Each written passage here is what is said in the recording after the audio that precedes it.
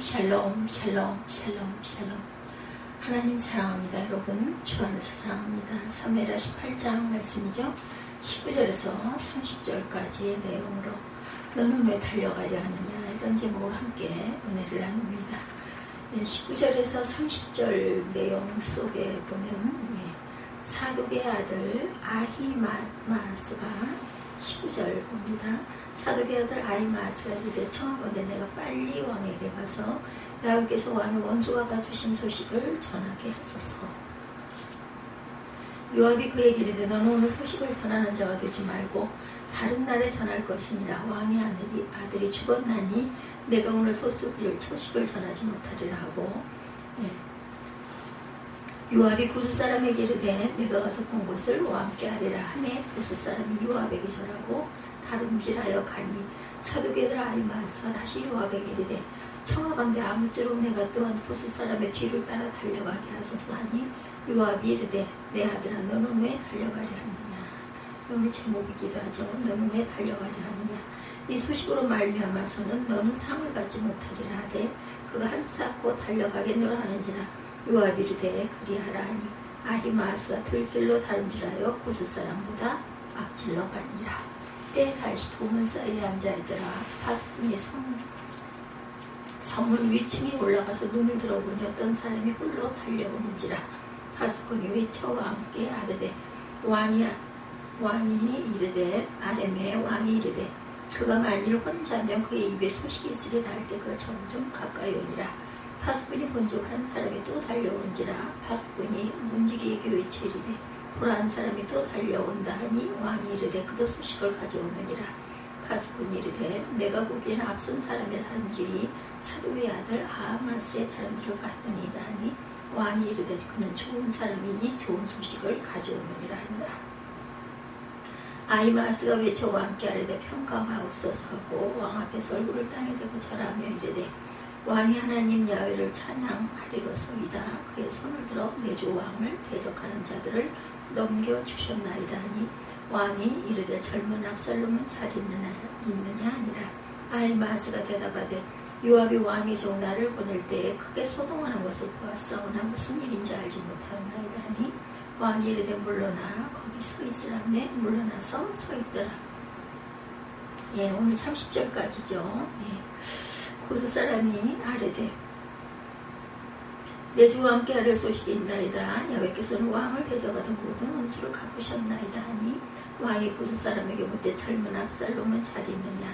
구스 사람이 대답하되 내 주 왕의 원수와 일어나서 왕을 대적하는 자들은 다 청년과 같이 되기를 원하나이다 하니 왕의 마음이 심히 아파 문 위층으로 올라가 보니라. 그가 올라갈 때 말하기를 내 아들 압살롬아 내 아들 압살롬아 차라리 내가 너를 대신하여 죽었다면 압살롬 내 아들아 하였더라. 이게 마지막 33절 내용입니다. 너는 왜 달려가려 하느냐. 때에 다윗이 두문 사이에 앉아있더라. 이렇게 시작이 되죠. 파수꾼이 성문 위층에 올라가서 눈을 들어보니 33절까지 이야기. 어느 혹자에 누가 세월을 유수와 같다 했나요? 라는 글이 있습니다. 세월은 번갯불에 콩볶아 먹듯 번쩍번쩍 지나가고 지나온 날들 뒤돌아보면 아쉬움만 남아 안타까움이 가득하다. 흘러만 가는 강물 같은 세월을 붙잡을 수 없고 이제 인생을 알고 느낌만 하고 인생을 바라볼 수 있을 만하니 이마엔 깊은 주름이 깊이 배어있다. 한 조각 퍼즐 같은 삶 어떻게 맞추나 걱정하다. 허세월만 보낸 것 같구나. 마초 갈만하니 너무도 빠르게 흐른다.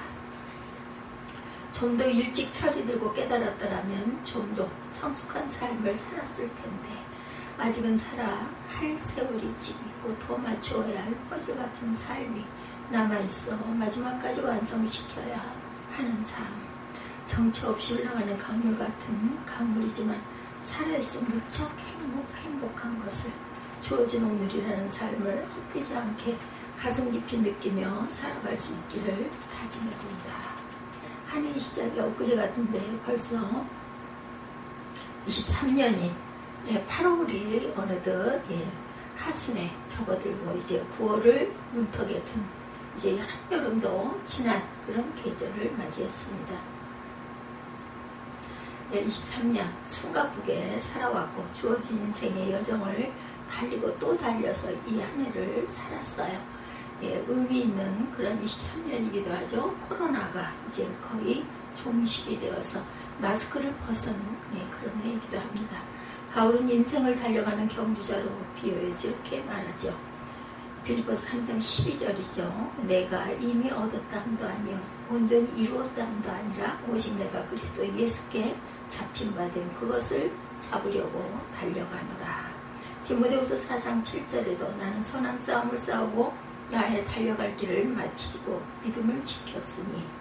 사도행전 20장 24절에도 내가 달려갈 길과 주 예수께 받은 사명 곧 하나님의 은혜의 복음을 증언하는 일을 마치려 하면은 나의 생명조차 조금도 귀한 것으로 여기지 아니하노라. 사도행전 13장 25절에도 요한이 달려갈 길을 마칠 때 말하되 너희가 나를 누구로 생각하느냐. 나는 그리스도가 아니라 내 뒤에 오시는 이가 있으니 나는 그 발의 신발끈을 풀기도 감당하지 못하리라 하니라. 신약성경 히브리서는 경주하는 인생이 경주를 잘하기 위해서는 두 가지를 벗어버려야 한다고 했어요. 모든 무거운 것과 얽매이기 쉬운 죄를 벗어버리라는 것입니다. 모든 얽매인 것과 얽매이기 쉬운 죄를 벗어버려라. 히브리서 11장 1절이죠. 이러므로 우리에게 구름같이 둘러선 허다한 증인들이 있으니 모든 무거운 것과 얽매이기 쉬운 죄를 벗어버리고 인내로 우리 앞에 당한 경주를 해라. 인내해야 합니다. 신앙생활은 어찌 보면 마라톤 경주와 같다라는 거죠. 마라톤 경주는 1등을 하여 월계관을 쓰면 좋지만 또한 마라톤에서 큰 의의는 인간의 한계를 극복했다라는 완주에 있다고 하죠. 이 마라톤에서 완주하기 위해 가장 중요한 것은 일단은 모든 무거운 것들을 몸에서 다 벗어버려야 합니다. 가방을 둘러매고 달리거나 도시락통을 들고 마라톤하는 사람 없어요. 그렇죠? 마찬가지로 신앙생활을 완주하려면 모든 무거운 것들을 다 벗어버려야 한다. 무거운 것이란 세상의 염려, 근심, 걱정, 재리의 유혹 등입니다. 이런 것들을 벗어버려야겠다. 염려에 이르기를 무엇을 먹을까, 무엇을 마실까, 무엇을 입을까 하지 말아야 한다. 예수께서 수고하고 무거운 짐진들아 자들아 다 내게로 오라. 내가 너희를 쉬게 하리라. 이렇게 말씀하셨어요.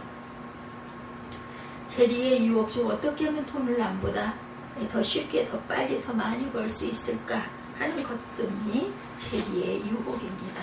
재리의 유혹에서 벗어나야 신앙생활을 완주할 수 있다. 다음으로 벗어야 할 것은 얽매기 쉬운 죄입니다. 병에 걸린 사람은 마라톤을 할 수가 없어요. 그렇죠? 그 병을 치료하지 않고 달리다가는 불상사를 당할 수가 있습니다. 생명을 잃을 수도 있어요. 신앙생활의 죄는 병과 같은 것입니다. 신앙생활할 때 죄를 그냥 달고 다니면 결코 완주할 수가 없다. 죄를 벗어버리는 방법은 오직 한 가지, 회개밖에 없습니다. 회개 생활이 없는 신앙생활은 진보하기는커녕 불상사를 당해서 목표 지점에 도달할 수가 없어요. 죄를 그냥 덮어두고 살다가는 결국 하나님 나라에 들어가지 못합니다. 이렇게 모든 무거운 것들과 얽매기 쉬운 죄를 벗어버리고 신앙생활을 경주할 때 그 다음으로 필요한 것은 인내입니다. 다윗은 자기를 죽이려 하는 사울 왕을 피해 도망다니는 중 몇 번이나 그를 죽일 수 있는 기회가 있었어요.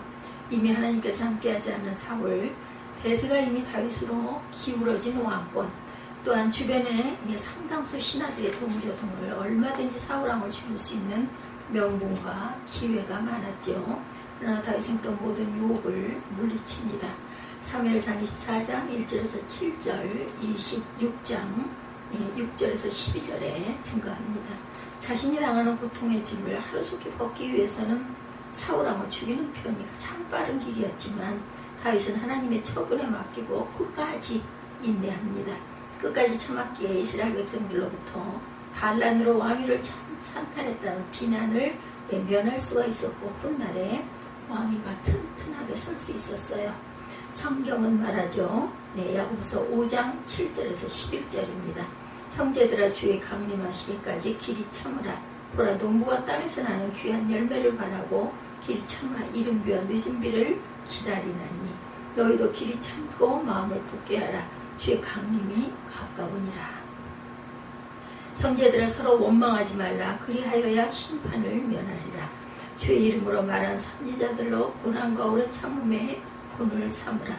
보라 인내하는 자를 우리가 복되다 하나니 너희가 욥의 인내를 들었고 욥은 주께서 주신 결말을 보았느니라.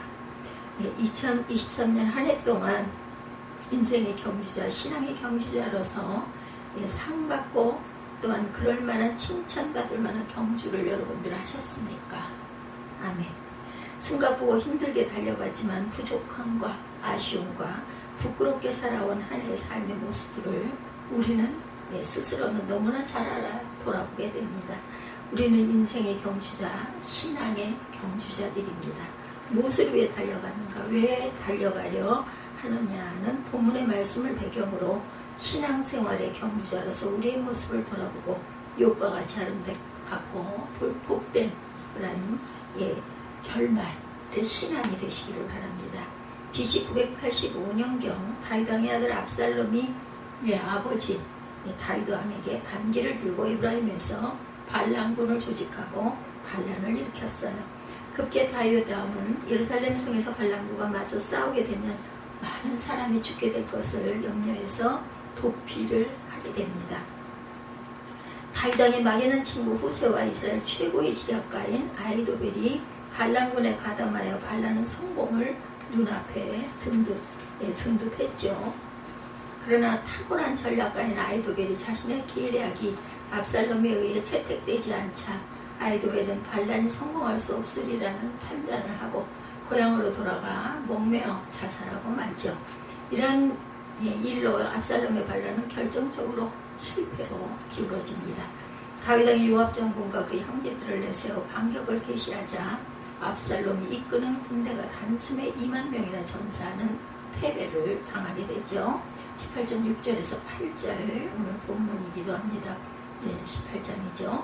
압살롬은 결국 노새를 타고 도망가게 되는데 큰 상수리 나무가 번성한 가지 아래로 지나갈 때 그 머리가 상수리 나무에 걸려서 그만 노새는 빠져나가고 머리채가 나무에 걸린 채로 대롱대롱 매달리게 됐어요. 이 사실이 한 병사에 의해 요압 장군에게 알려집니다. 사무엘하 18장 11절 말씀이죠. 요압이 그 알린 사람에게 이르되 내가 보고 어찌하여 당장에 쳐서 땅에 떨어뜨리지 아니하였느냐. 내가 내게 은 10개와 띠 하나를 주었으리라. 말을 하죠. 이에 그 사람이 대답합니다. 18장 12~13절이죠. 내가 내 손에 은 1000개를 받는다 할지라도 나는 왕의 아들에게 손을 대지 아니하겠나이다. 우리가 들었거니와 왕이 당신과 아비새와 이때에게 명령하여 이르시기를 삼가 누구든지 젊은 압살롬을 해하지 말라 하셨나이다. 아무 일도 왕 앞에서 숨길 수 없나니 내가 만일 거역하여 그의 생명을 해했더라면 당신도 나를 대적하였으리다. 그래서 요압이 너와 허비할 시간이 없다. 상수리 나무 아래로 곧장 달려가 아직 나무에 산채로 달려있는 압살롬의 심장을 칼로 찌르죠. 이 요압이 이끄는 병사 10명이 압살롬을 에워싸고 마구 찔러 무참하게 죽여버립니다. 참 기가 막힌 죽음이죠. 사무엘하 18장 14~15절에 요압이 이르되 나는 너와 같이 지체할 수 없다 하고 손에 작은 창 셋을 가지고 가서 상수리 나무 가운데 아직 살아있는 압살롬의 심장을 찌르니 요압의 무기를 든 청년 10명이 압살롬을 에워싸고 쳐 죽이니라. 요압 장군은 압살롬을 죽인 자신의 행위가 어떤 결과를 불러올 것인가를 예상합니다. 압살롬의 죽음은 반란군에 대한 승리의 소식이었지만 한편으로는 다윗 왕의 명령, 압살롬을 죽이지 말라는 명령에 대한 거역이었죠. 그래서 반란군이 완전히 진압되었다는 소식은 다윗에게 가장 큰 기쁨이었지만 요압은 자신이 직접 반란에 죽은 압살롬을 살해했기 때문에 승전보를 다윗에게 자신있게 전할 수가 없었어요. 이를 제사장 출신 아히마아스가 제가 왕께 달려가 하나님께서 왕을 적들의 손에서 구하셨다는 이 기쁜 소식을 전하겠습니다 하며 나서죠. 그러나 요압이 오늘 기쁜 소식을 전할 사람은 내가 아니다. 다른 날은 어떨지 몰라도 오늘은 이 소식이 기쁜 소식이 아니다며 말리죠. 그리고 구스 사람, 이방인이죠. 구스 사람에게 명령합니다. 내가 가서 본 것을 왕께 아뢰라. 구스 사람이 장군님하고 달려가죠. 이 아히마스가 끈질기게 요압에게 요청합니다. 무슨 문제가 있습니까? 저도 구스 사람을 따라가게 해주십시오. 이에 요압이 사무엘하 18장 22절입니다. 왕의 아들이 죽은 슬픈 소식을 전하는 것인데 왜 뜻도 모르고 달려가려 하느냐. 이번 일은 슬픈 소식을 전하는 것이므로 상을 받지 못할 것이다 하며 만류했어요. 그럼에도 불구하고 계속해서 아히마스가 간청해서 요압은 가라고 허락을 합니다.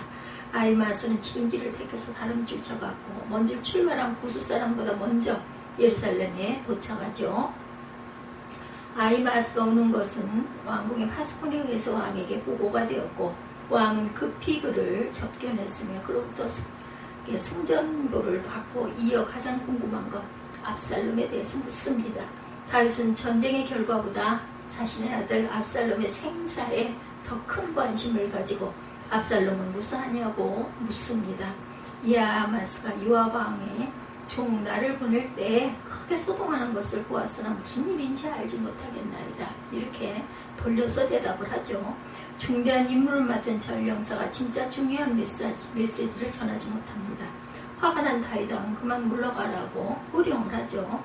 아히마스는 전령으로서 상관의 뜻을 바로 전하지 못하므로 자기의 맡은 역할을 충실히 이행하지 못합니다. 뒤이어 조금 늦게 구스 사람이 왕궁에 도착을 했고 전승보와 함께 압살롬에 관한 슬픈 소식을 듣게 돼요. 이 소식을 들은 다윗은 전승에 대해 기뻐하기보다는 사랑하는 아들 압살롬의 죽은 것에 대해 심히 괴로운 심정으로 애통해야 합니다. 내 아들 압살롬아, 내 아들 압살롬아. 18장 30절에서 33절까지 이어지는 내용이죠. 내가 너를 대신하여 죽었다면 하고 통곡을 합니다. 33절에 보면 왕의 마음이 심히 아파 문 위층으로 올라가서 우니라. 그가 올라갈 때에 말하기를 내 아들 압살롬아, 내 아들 압살롬아. 차라리 내가 너를 대신하여 죽었다면 압살롬 내 아들아, 내 아들아 하였더라. 두 사람이 전령으로 같이 달렸지만 구스 사람에 비하여 아히마스는 부끄러운 경주를 했다고 볼 수가 있어요. 아마 아히마스도 그런 사람 중에 한 사람일 것입니다. 우리는 어떤 경주를 지금 하고 계십니까? 아히마스에게서 몇 가지의 교훈을 우리는 얻습니다. 아히마스는 인생의 성공에 빨리 달리는 데 있는 줄로 알았어요. 지혜서 전도서는 이렇게 말씀합니다. 전도서 9장 11절에 내가 다시 해 아래에서 보니 빠른 경주자들이라고 선착하는 것이 아니며 용사들이라고 전쟁에 승리하는 것이 아니며 지혜자들이라고 음식물을 얻는 것도 아니며 명철한 자들이라고 재물을 얻는 것도 아니며 지식인들이라고 은총을 얻는 것도 아니니 이는 시기와 기회는 그들 모두에게 임함이니라. 이렇게 말씀하고 있어요. 스피드 시대에 우리는 살아가고 있습니다. 그래서 우리는 자신도 모르는 사이에 속력에만 애를 쓰는 경우가 종종 있어요. 남보다 빨리 가고 남보다 먼저 성취하고 한치라도 남보다 먼저 가는 것이 성공이라고 생각하는 경향들이 있죠. 그러나 성경은 그렇게 하지 말라고 말씀하죠. 베드로서 3장 8절에 사랑하는 아들아 주께는 하루가 1000년 같고 1000년이 하루 같다는 이 한 가지를 잊지 말라. 이 말은 하나님 보시기에는 시간의 길이보다 내용이 문제라는 뜻이죠. 즉 한 시간에 대한 평가는 그가 달려온 시간의 길이나 속도보다 내용에 달려있다. 소설가 웰스의 단편 소설 무덤이라는 이야기가 있습니다. 인도의 어느 왕국에 아주 젊고 아름다운 왕비가 있었어요. 근데 그 왕비는 결혼한 지 1년 만에 병으로 세상을 떠나고 맙니다. 왕은 너무 슬퍼 어찌할 바를 몰라요. 국리 끝에 아주 정성 들여 왕비의 무덤을 만듭니다. 그로부터 1년이 지난 후 왕은 무덤을 찾아가고 왔어요. 그때 왕의 눈에 비친 무덤은 너무 쓸쓸해 보였답니다. 그래서 신하들을 시켜서 왕 자신을 상징하는 미남자의 조각을 새겨서 무덤 동편에 세우게 합니다.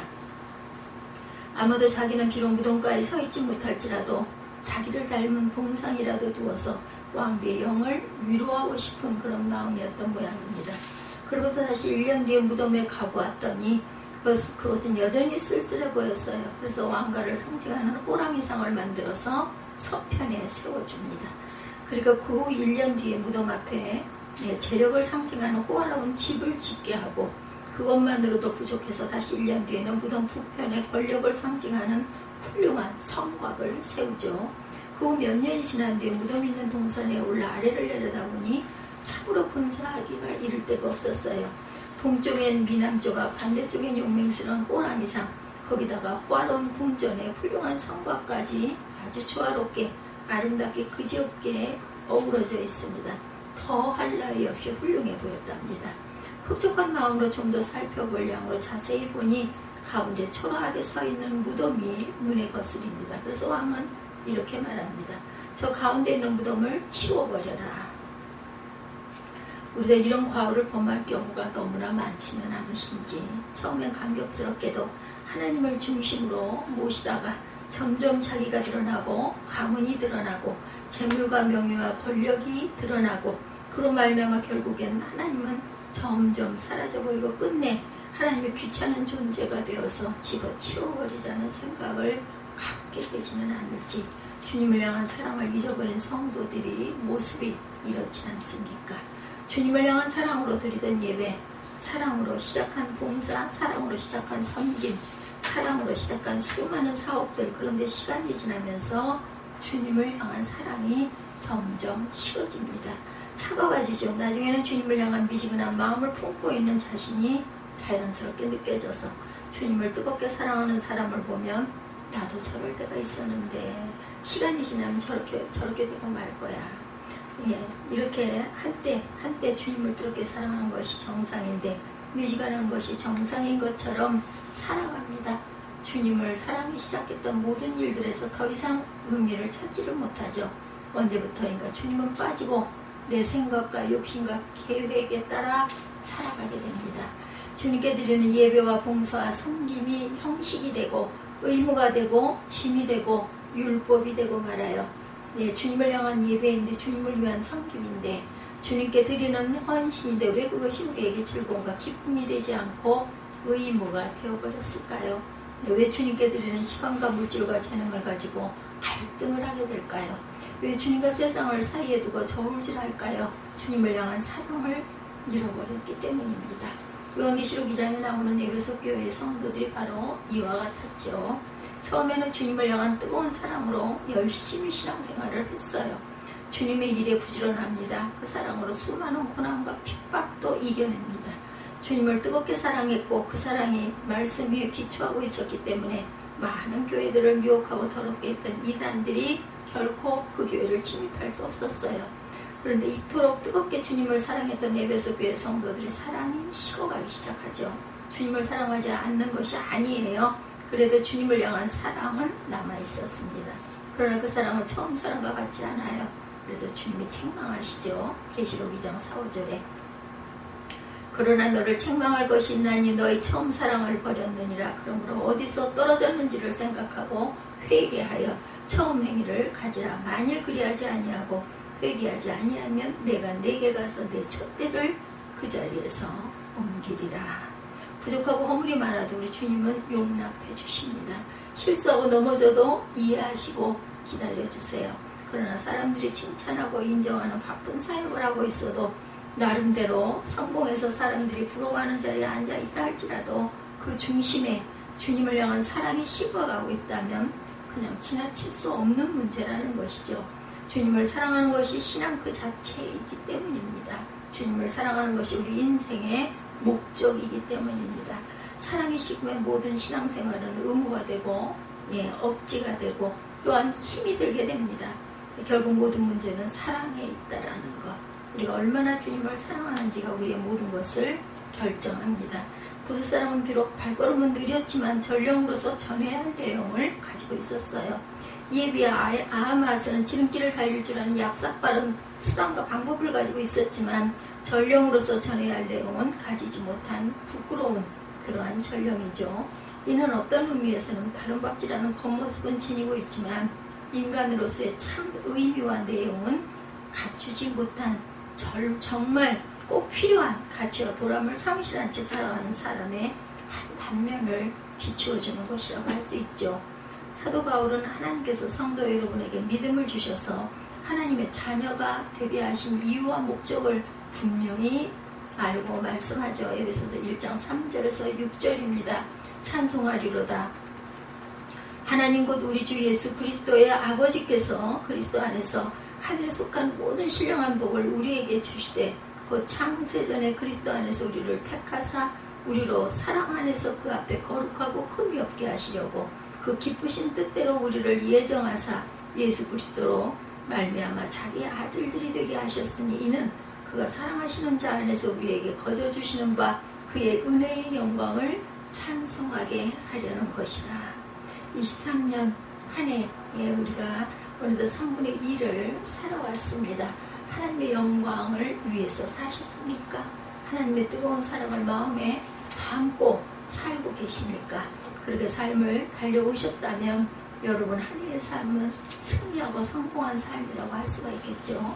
하나님의 영광을 위해 살게 될 때 삶의 의미와 가치가 영원하고 복되기 때문입니다.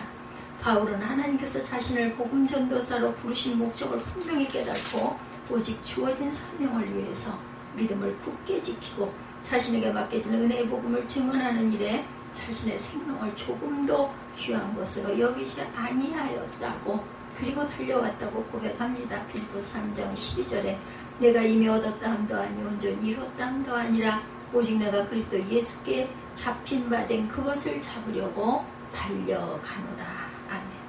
디모데후서 4장 7절에 나는 선한 싸움을 싸우고 나의 달려갈 길을 마치고 믿음을 지켰다. 사도행전 20장 24절에도 내가 달려갈 길과 주 예수께 받은 사명 곧 하나님의 은혜의 복음을 증언하는 일을 마치려 하면은 나의 생명을 조금도 귀한 것으로 여기지 아니하노라. 고린도전서 10장 31절에 그런즉 너희가 먹든지 마시든지 무엇을 하든지 다 하나님의 영광을 위하여 하라고 하죠. 지나간 한 해 동안 무엇을 하든지 하나님의 영광을 위해 살아오셨다면 성도 여러분의 삶은 결코 후회되지 아니하고 하나님 앞에 영광스럽고 복된 삶이라고 할 수 있습니다. 지나온 한 해를 돌아보며 다시금 하나님의 영광을 위해 사는 삶으로 가장 가치 있고 성공적인 성도 여러분의 남은 23년이 되시기를 주님의 이름으로 축복합니다. 마지막으로 아하마스는 주어진 사명보다 자신의 명예와 출세만을 위해서 달리죠. 압살롬을 죽인 요압 장군이 아하마스에게 사무엘하 18장 20절에 너는 오늘 소식을 전하는 자가 되지 말고 다른 날에 전할 것이니라. 왕의 아들이 죽었나니 내가 오늘 소식을 전하지 못하리라 이렇게 말했어요. 다윗 왕의 아들 압살롬이 살해되었다는 사실을 분명히 알려줍니다. 그러나 정작 구스 사람보다 먼저 도착한 아히마아스는 다윗 왕의 압살롬이 무사하냐고 물었을 때 그는 요압의 종 나를 보낼 때 크게 소동하는 것을 보았으나 무슨 일인지 알지 못하였나이다 이렇게 대답하죠. 아하마스는 그저 승전의 소식만을 빨리 왕에게 전하면 상금이라도 탈 줄 알았던 거죠. 그를 계기로 자신에게 혹시 성공과 명예가 한꺼번에 주어질 수도 있을 것이다 이런 기대를 걸었어요. 아하마스는 자기 본위로 달려왔던 거죠. 아하마스는 왕에게 가장 필요한 소식이 무엇인지를 알지 못하고 출세와 성공만이 눈앞에 커다랗게 보였던 것입니다. 그러나 결국 그는 다윗 왕으로부터 외면을 당하고 말죠. 아하마스보다 뒤늦게 달려온 구스 사람이 왕 앞에 이르러 31절이죠. 내 주 왕께 아랠 소식이 있나이다. 여호와께서는 왕을 대적하던 모든 원수를 갚으셨나이다. 반란군을 완전히 진압했다는 승전보고였어요. 그러나 다윗 왕이 알고 싶어했던 내용은 오직 압살롬의 살아있는가 이 부분뿐이었죠. 비록 자신을 반역한 아들이지만 다윗은 반란군을 토벌할 때 압살롬을 너그러이 대우하여 살려두라고 분명히 명령했기 때문입니다. 그래서 그의 생사 여부가 가장 궁금했던 거예요. 18장 5절이죠. 왕이 요압과 아비새와 이때에게 명령하이르되 나를 위하여 젊은 압살롬을 너그러이 대우하라니 왕이 압살롬을 위하여 모든 군 지휘관에게 명령할 때 백성들이 다 들으니라. 그래서 다윗이 젊은 압살롬을 잘 있느냐고 물었을 때 구스 사람이 이렇게 보고하죠. 주 왕의 원수와 일어나서 왕을 대적하는 자들은 다 그 청년과 같이 되기를 원하나이다. 당시 요압 장군이 18장 19절에서 20절에 너는 오늘 소식을 전하는 자가 되지 말고 다른 날에 전할 것이니라. 왕의 아들이 죽었나니 내가 오늘 소식을 전하지 못하리라. 비극적인 소식을 전하는 자는 반드시 화를 당하리라는 사실을 깨우쳐 주었음에도 불구하고 우스 사람은 내 주왕의 원수와 일어나서 왕을 대적하는 자들은 다 그 청년과 같이 되기를 원하나이다. 이렇게 대답을 합니다. 이 말은 왕을 대적하는 자는 누구를 막론하고 압살롬처럼 죽어 마땅하다 이런 뜻을 지니고 있어요. 더 나아가 왕을 대적한 압살롬의 죽음은 하나님의 심판이라는 것을 전합니다. 그래서 압살롬의 죽음은 당연한 것이라는 거예요. 이는 우리에게 큰 감동을 던져주는데 사실 하나님의 살아계심과 그분의 우주 통치권을 믿는 자라면 이처럼 죽음의 위협 앞에서도 담대하게 진실을 증거할 수 있어야 한다. BC 585년경 바벨론 느부갓네살 왕이 커다란 그 무상을 만들어 세우고 숭배하도록 명령합니다. 다니엘 3장 6절이죠. 누구든지 엎드려 절하지 아니하는 자는 즉시 맹렬에 타는 풀무불에 던져 넣으리라. 근데 다니엘의 세 친구들은 어땠어요? 사드락과 메삭과 아벳느고는 왕의 명령을 따르지 않죠. 지금까지 오직 하나님 외에 다른 신을 두거나 만들지 않고 그것들에게 절하거나 섬기지 말라는 하나님의 말씀에 따라 살아왔던 그들이었어요. 출애굽기 20장 1절에서 17절에 이들 세 친구들은 결국 왕의 명령을 따르지 아니했다는 사실로 고발되어 왕 앞에 끌려가게 되죠.